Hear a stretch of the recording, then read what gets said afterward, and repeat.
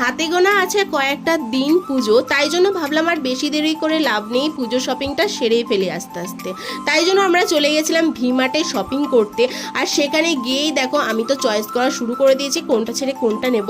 আর আমার সাথে আমার বান্ধবী গেছিলো সুপর্ণা। আমি তো ওকে বারবার বলছিলাম তুই একটা চয়েস করে দে না, যে কোনটা বেশি ভালো লাগছে। আমি না এত ড্রেস দেখে আমি তো কনফিউজড হয়ে গেছি কোনটা ছেড়ে কোনটা নেব। ও আমাকে কয়েকটা কালেক্ট করে দিল, বেশ ভালোই হয়েছিল ড্রেসগুলো।